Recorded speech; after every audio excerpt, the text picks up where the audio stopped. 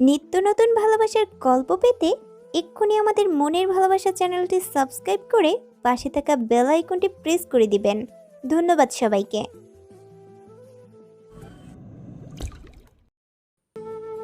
আহান এক হাত দিয়ে মেঘের হাত শক্ত করে আঁকড়ে ধরে বসেছিল আর অন্য হাতে দিয়ে মনোযোগ দিয়ে ফোন স্ক্রল করছিল। তখনই আজম রহমান আহানকে উদ্দেশ্য করে কঠিন গলায় বলে উঠল, মানুষ শান্তিতে থাকলে সেটা তোমার সহ্য হয় না, তাই না? একবার তোমার জন্য আমার সংসার ভেঙে গেছে, আমার ছেলেটা আমার কাছ থেকে আলাদা হয়ে গেছে, আমার মেয়েটা নিজের মায়ের থেকে আলাদা হয়ে গেছে, তারপরেও তোমার কলিজাটা ঠান্ডা হয়নি।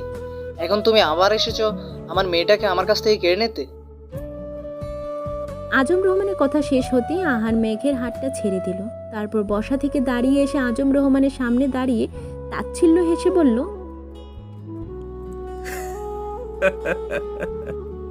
আপনার মেয়েকে যদি আপনার থেকে কেড়ে নিতে চাইতাম তাহলে অনেক আগেই নিয়ে নিতাম মিস্টার রহমান। আমাকে আটকে রাখার ক্ষমতাও অন্তত আপনার ছিল না। আর বাকি রইল আপনার সংসার ভাঙার কথা, সেটা আপনি নিজেই ভেঙেছেন।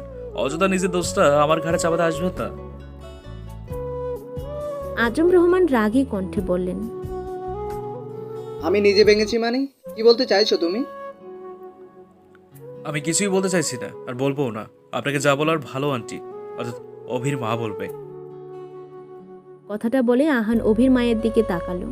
বাকিরাও সবাই প্রশ্নসূচক দৃষ্টিতে ওনার দিকে তাকালেন। উনি এগিয়ে এসে আজম রহমানের সামনে দাঁড়িয়ে একটা দীর্ঘশ্বাস ছেড়ে বললেন, তুমি যাদেরকে চোখ বন্ধ করে বিশ্বাস করতে তারাই তো তোমার সুখের সংসারটা ভেঙেছে আজম। আর তুমি এতগুলো বছর বোকার মতো শুধু দুটো বাচ্চা ছেলেকে দোষারোপ করে গেছো।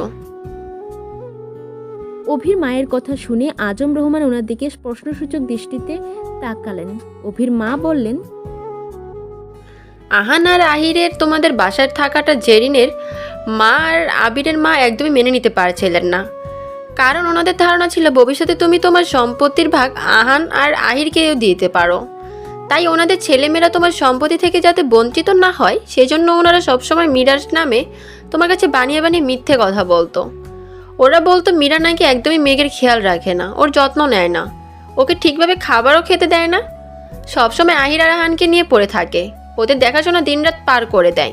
এসব মন গড়া কথা বলে ওরা তোমার মনটা মীরার বিরুদ্ধে পিষিয়ে দিত। আর তুমি ওদের কথা বিশ্বাস করে মীরাকে প্রায় মারধর করতে। অথচ এর একটা কথাও সত্যি না। মীরা সব সময় আহান, আহির, মিহির, মেঘ ওদের সম্মানভাবে খেয়াল রাখতো। বরং মেঘ সবার থেকে ছোট ছিল বলে সবাই ওরে বেশি খেয়াল রাখতো। অভির মায়ের কথা শুনে মেঘ বসা থেকে উঠে এসে আজম রহমানের সামনে দাঁড়ালো। তারপর তীক্ষ্ণ দৃষ্টিতে আজম রহমানের দিকে তাকিয়ে বলল, তুমি মামার গায়ে হাত তুলতে বাবাই? মেঘের প্রশ্ন শুনে আজম রহমান মাথা নিচু করে ফেললেন। ভয়ে লজ্জায় ওনার হাত পা ঠান্ডা হয়ে যেতে লাগলো। উনি ভেবে পাচ্ছেন না যে মেঘ যদি এসব জানতে পারে তাহলে উনি কোথায় গিয়ে ওনার মুখ লুকাবেন, আর কিভাবেই বা মেঘকে সবটা বুঝিয়ে বলবেন। আজম রহমানকে চুপ করে দাঁড়িয়ে থাকতে দেখে মেঘ আবারও বলল, চুপ করে আছো কেন বাবাই? আমার প্রশ্নের অ্যান্সার দাও। আহান এসে মেঘের পাশে দাঁড়িয়ে মেঘকে উদ্দেশ্য করে বলল, ওনার কাছে কোনো প্রশ্ন করে লাভ নেই মেঘ, কারণ তোমাকে সত্যিটা বলার মুখ ওনার নেই। সত্যিটা কি আমি তোমাকে বলছি। মেঘ ভ্রু কুঁচকে আহানের দিকে তাকালো। আহান কঠিন গলায় বলল, এতগুলো বছর ধরে উনি শুধু তোমাকে শুধুমাত্র এটা বলেছে যে তোমার মা নিজের বোনের ছেলেদের খেয়াল রাখার জন্য তোমাকে ছেড়ে চলে গেছে, কিন্তু এটা একদমই মিথ্যে কথা। আসল সত্যি হলো তোমার বাবা নিজেই তোমার মাকে তোমাকে ছেড়ে আসার জন্য বাধ্য করেছে। উনি আর ওনার পরিবারের কয়েকজন সদস্যরা মিলে মামনিকে এমনভাবে মানসিক অত্যাচার করেছিল যে মামনি একদম দিশেহারা হয়ে গিয়েছিল। চোখের কোণে পানি চিকচিক করছে। আজম রহমানের চোখেও পানি জমেছে। মীরা রহমানের প্রতি ওনার করা অন্যায়গুলো একে একে ওনার মাথা চারা দিয়ে উঠেছে। আহান হাতের উল্টো পিঠ দিয়ে নিজের চোখের কোণে জমে থাকা পানিটুকু মুছে বলল, জানো মেঘ, আমরা যেদিন তোমাদের বাড়ি থেকে চলে এসেছিলাম সেদিন মামনির সারা শরীরে মারের দাগ ছিল।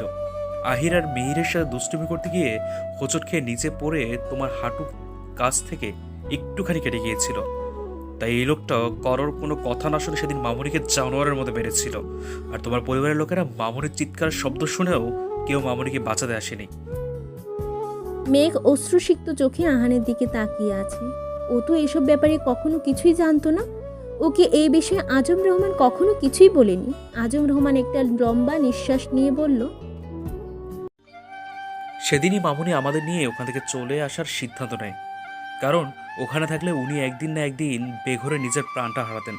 তবে আসার আগে উনি তোমাকেও আমাদের সাথে নিয়ে আসার জন্য অনেক চেষ্টা করেছিলেন, কিন্তু তোমার বাবা জোর করে তোমাকে নিজের কাছে রেখে দিয়েছিলেন। আর মামুনিকে হুমকি দিয়েছিলেন, বলেছিলেন যদি মামুনি তোমাকে নিয়ে যাওয়ার চেষ্টা করেন তাহলে উনি মিহিরকেও মামুনির কাছ থেকে কেড়ে নেবেন এবং তোমাদের দুজনকে নিয়ে অনেক দূরে চলে যাবেন।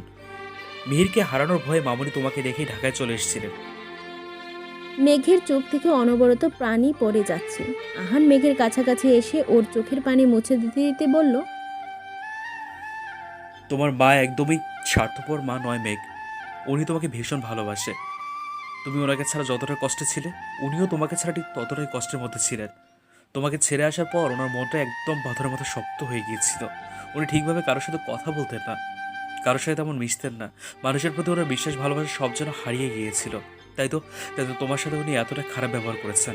না হলে জেরিন যখন মেঘ সেজেছিল তখন ওর প্রতি মামুনি ভালোবাসাটা তো দেখেছই।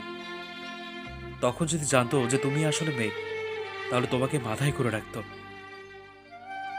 মেঘ আহানের কথাগুলো চুপচাপ শুনে ওকে সাইড কাটিয়ে আজম রহমানের সামনে গিয়ে দাঁড়ালো। তারপর কান্না ভেজা কণ্ঠে বলল, সমস্ত সত্যি কথাগুলো আমার কাছ থেকে লুকিয়ে আমার মাকে আমার কাছে কেন অপরাধী বানিয়ে দিয়েছো বাবাই? এতগুলো বছর আমার মনে আমার মায়ের প্রতি ঘৃণা ছাড়া আর কিচ্ছু ছিল না। আমি সব সময় ভেবে এসেছি যে মাম্মা আমাকে তো ছেড়ে গেছেই, সাথে তোমাকেও ঠকিয়েছে, তোমার ভালোবাসার মূল্য দেয়নি। অথচ আসল কাহিনী তো একদম উল্টো। আমার মাম্মাম ঠকায়নি, তুমিই আমার মাম্মামকে ঠকিয়েছো। তুমি আমার মাম্মামের ভালোবাসার মূল্য দিতে পারোনি, কষ্ট দিয়েছো। তুমি আমার মাম্মামকে, আমাকে, আমার মায়ের থেকে, আমার ভাইয়ের থেকে আলাদা করে দিয়েছো। আমাকে একদম একা করে দিয়েছো তুমি বাবাই। কথাগুলো বলতে বলতে মেঘ শব্দ করে কেঁদে দিল। আজম রহমান অসহায় কণ্ঠে বলল, আই এম সরি মেঘ। আমি জানি আমার ভুল হয়েছে। মীরার সাথে আমি যা যা করেছি সব অন্যায় করেছি। এই জন্যই আমি শেষবারের মতো ওর সাথে দেখা করে ওকে সরি বলতে চেয়েছিলাম। ওর কাছে হাত জোড় করে আমার করা ভুলের জন্য ক্ষমা চাইতে চেয়েছিলাম। আমার ডায়েরিতে সবই লেখা ছিল, তুমি তো সেটা পড়েই এখানে এসেছিলে। মেঘ কাঁদতে কাঁদতে বলল, আমি তো শুধুমাত্র তোমার শেষ ইচ্ছা পূরণ করতে এখানে এসেছিলাম। ভেবেছিলাম মাম্মামকে কোনোভাবে রাজি করিয়ে তোমার সাথে দেখা করাতে নিয়ে যাব, কিন্তু তখন তো আর জানতাম না যে আমার অগোচরে এত কিছু হয়ে গেছে। আর আমি এত বছরে এইসব কিছু জানতেই পারিনি। না জেনে না বুঝেই সব কিছুর জন্য নিজের মাকে দোষারোপ করে গেছি। ড্রয়িং রুমের মধ্যে পিনপতর নীরবতা। কারোর মুখে কোনো রকম টু শব্দও নেই। সবাই নির্বাক হয়ে দাঁড়িয়ে আছে। আজম রহমান একটু আগে আবিরকে আর আবিরের মাকে অপমান করে ঘাড় ধাক্কা দিয়ে বাসা থেকে বের করে দিয়েছে, আর বলেছেন ওদের সাথে উনি ভবিষ্যতেও কোনো রকম সম্পর্ক রাখতে চান না। তাই ওরা যাতে কখনো ওর এই বাড়ির চারপাশেও না আসে। আবির যাওয়ার আগে অবশ্য আজম রহমানকে শাসিয়ে গেছে, কিন্তু আজম রহমান আবিরের কথার কোনো রকম পাত্তাই দেয়নি। মেঘ সুপার উপর বসে মাথা নিচু করে চোখের পানি ফেলছে। আহান ওর পাশে বসে কপাল কুঁচকে ওর দিকেই তাকিয়ে আছে। দিশা আর অভি গালে হাত দিয়ে পাশের সোফায় বসে আছে। অভির মা বাবা আজম রহমান আবিরের বাবা ওনারা চুপচাপ মলিন মুখে এক পাশে দাঁড়িয়ে আছেন। আপাতত ওনাদের কারোরই আহান আর মেঘের বিয়েতে কোনো আপত্তি নেই, কারণ যোগ্য পাত্র হিসেবে মেঘের জন্য আহানের চেয়ে পারফেক্ট আর কেউই নেই। ওনাদের সবার আহানকে বেশ পছন্দ হয়েছে। মেঘের কান্না থামছে না দেখেই আহান বিরক্ত হয়ে বলল, এভাবে কান্নাকাটি করার মতো কোনো কারণ খুঁজে পাচ্ছি না মেঘ। তাহলে ফ্যাস করে কাঁদছো কেন? তোমাকে কেউ মেরেছে? নাক টানতে টানতে বলল, আমার কিছুই ভালো লাগছে না। আমি এখন বিয়ে করব না, পরে বিয়ে করব। মেঘের কথা শুনে আহান মুখ বাঁকিয়ে বলল, ও মা, এর আবদার শুনো। মনে হচ্ছে কেউ ওনাকে চকলেট অফার করেছে, যেটা উনি আজকে খাবেন না কালকে খাবেন বলছে। আহানের কথা শুনে সবাই হা হা করে হেসে দিল, আর মেয়ে কাঁদো কাঁদো ফেস করে ওর দিকে তাকিয়ে রইল।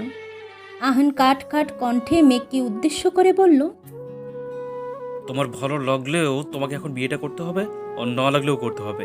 আগে আমাদের বিয়েটা হবে, তারপর তুমি এখান থেকে উঠতে পারবে, তার আগে নয়। কথাটা বলে আহান পকেট থেকে ফোন বের করে চুপচাপ ফোন স্ক্রোল করতে লাগলো। নিজের রুমে এসে বেডের উপর ধপ করে বসে পড়ল। ওর মাথার মধ্যে অসম্ভব যন্ত্রণা করছে। ও চোখ জোড়া বন্ধ করে বেডের উপর গা এলিয়ে দিল। চোখ বন্ধ করে থাকতে থাকতে কখন যে ওর চোখের পাতায় ঘুম এসে ভরা করলো টেরই পেল না। হঠাৎ কেউ এসে ওর হাত ধরে হেঁচকা টান দিয়ে ওকে শোয়া থেকে উঠিয়ে বসালো। আকস্মিক ঘটনায় মেঘ হকচকিয়ে উঠে বসে সামনে তাকালো। দেখলো ওর সামনে আহান আর তার পাশে একজন মহিলা সার্ভেন্ট দাঁড়িয়ে আছে। মেঘ ঘুমো ঘুমো চোখে আহানের দিকে তাকাতেই আহান স্বাভাবিক কণ্ঠে বলে উঠল, মেঘ, তোমার শাড়ি আর জুয়েলারিগুলো খুলে নর্মাল কোনো ড্রেস পরে আসো, আর এইগুলো একটা ব্যাগে করে আমাকে দাও। মেঘ ক্লান্ত স্বরে বলল, আমার ভীষণ ঘুম পাচ্ছে, একটু ঘুমিয়ে নিই, তারপর উঠে চেঞ্জ করব। এক্ষুনি চাও, গিয়ে তাড়াতাড়ি চেঞ্জ করে আসো, আমাদের আবার একটু পরে বেরোতে হবে। কথাটা বলেই আহান মেঘের হাত ধরে টেনে ওকে দাঁড় করিয়ে দিল। মেঘ বিরক্তির দৃষ্টিতে একবার আহানের দিকে তাকিয়ে কাবার্ড থেকে 3 পিস বের করে ওয়াশরুমে চলে গেল। তারপর ড্রেস চেঞ্জ করে শাড়ি আর জুয়েলারিগুলো একটা শপিং ব্যাগে ঢুকিয়ে আহানের হাতে ধরিয়ে দিল। আহান ব্যাগের মধ্যে থেকে শাড়িটা বের করে জুয়েলারি শুদ্ধ শপিং ব্যাগটা মহিলা সার্ভেন্টের হাতে দিল। মহিলাটা ব্যাগ হাতে নিয়ে আহানের দিকে প্রশ্নবোধক চাহনিতে তাকিয়ে রইল। ওনাকে এইভাবে তাকাতে দেখে আহান মুচকি হেসে বলল, আপু, এইগুলো মেঘের আর দরকার নেই, আপনি এই জুয়েলারিগুলো নিয়ে যেতে পারেন। আহানের কথা শুনে সার্ভেন্ট মহিলাটার যেন চোখ বড় বড় করে কিছুক্ষণ আহানের দিকে তাকিয়ে রইল।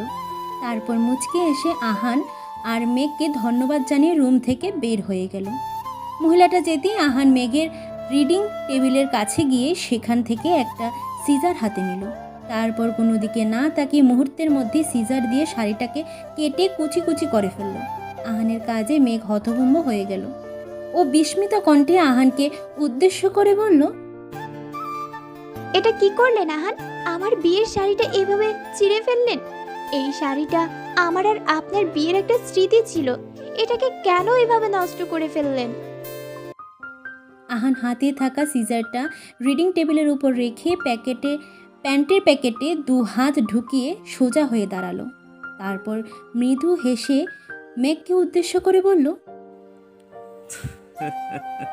এই শাড়ি আর জুয়েলারিগুলো পরে তুমি আবিরের জন্য বসে এসেছিলে, তাই এগুলোকে তোমার লাইফ থেকে টাটা বাই বাই করে দিলাম। আমি তোমার লাইফে না আবিরকে থাকতে দেবো, আর না ওর সাথে রিলেটেড কোনো জিনিসপত্র রাখতে দেবো তোমাকে, বুঝতে পেরেছো? হতবাক হয়ে আহানের দিকে তাকিয়ে আছে।